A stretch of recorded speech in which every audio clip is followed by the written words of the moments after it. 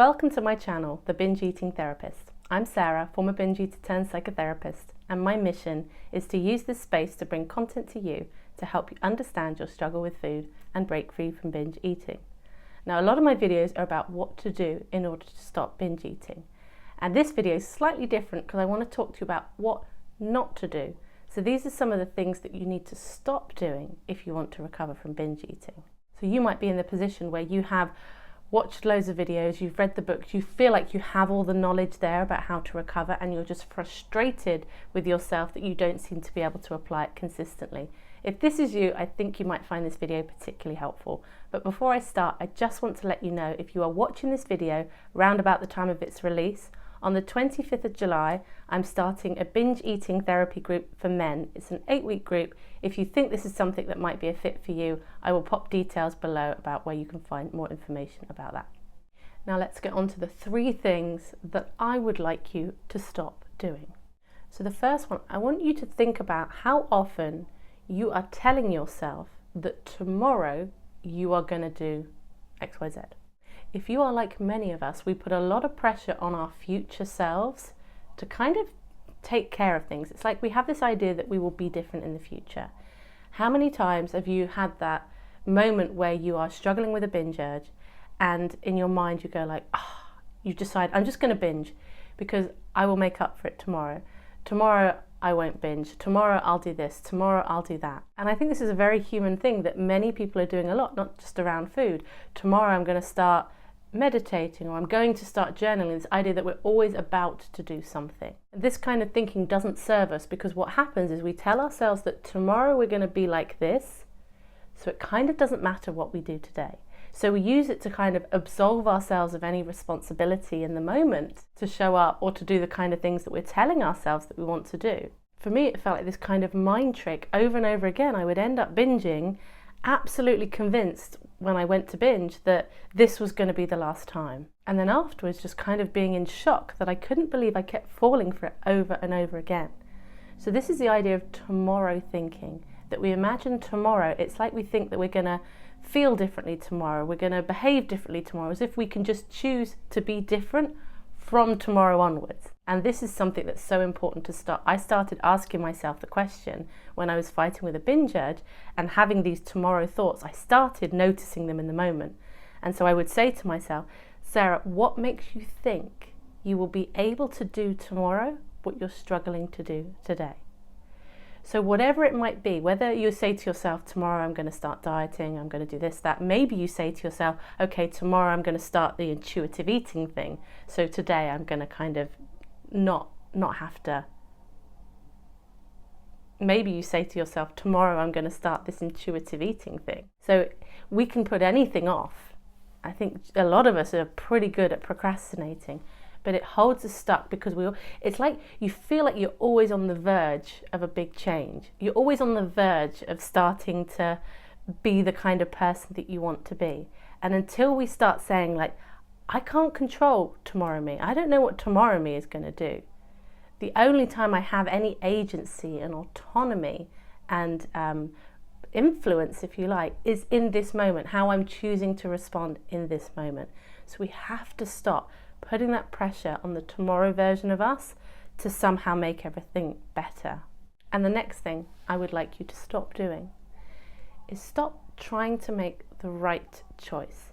This is how you tie yourself up in knots with food, because you're trying to figure out whether you should or shouldn't eat something. And as an example, a question that I've been receiving quite a lot lately, it's pretty hot here in the UK, we're having a heat wave, and I've had a few questions from people along the lines of, it's really hot, I'm not feeling hungry, and I don't know if it's okay to not eat lunch or to just have a snack instead of dinner, because if I do that, am I restricting? Is that problematic?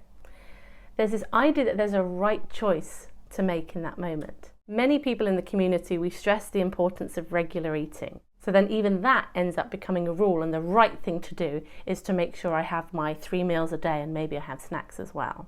But then the scenario, perhaps when it's really hot or you're not feeling well and you're just not hungry, is that there are potential advantages to eating anyway, and there are potential disadvantages to eating anyway.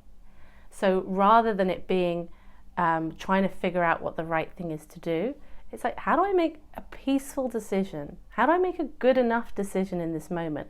What's likely to be the best way to take care of myself right now? And trying to get in touch with that inner wisdom. I think people are naturally very wise.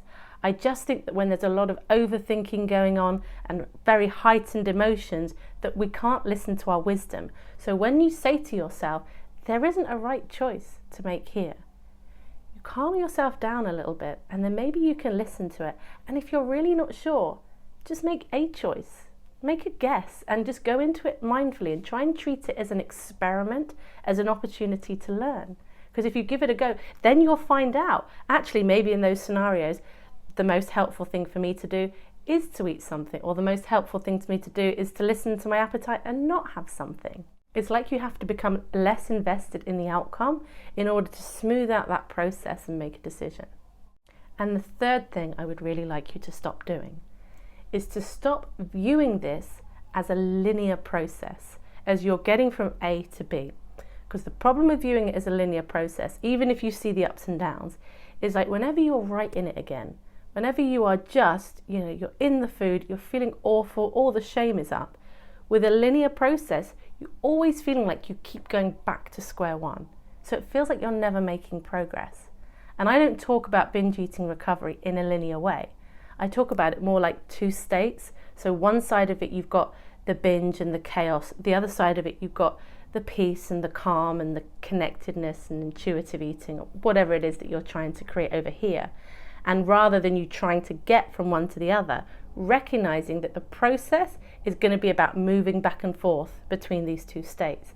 And the task, is to figure out how to get yourself back into the calm, peaceful state more often.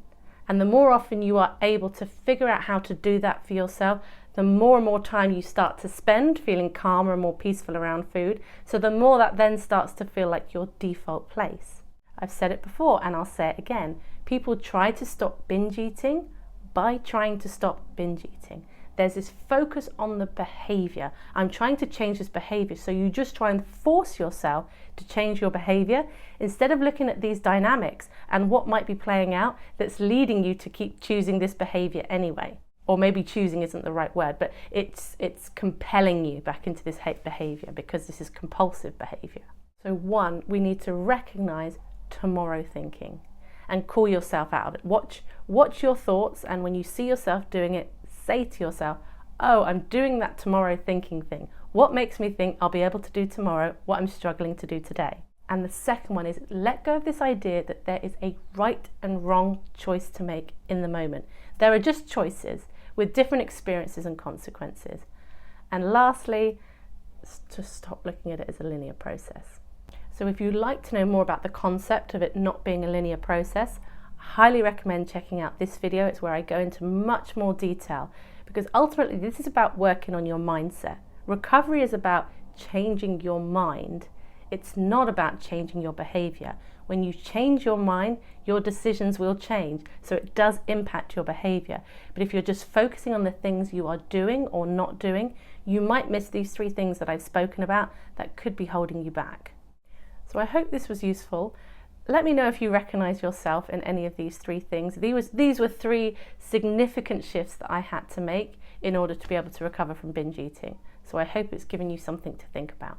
Anyway, thanks for watching, and I will see you on the next video.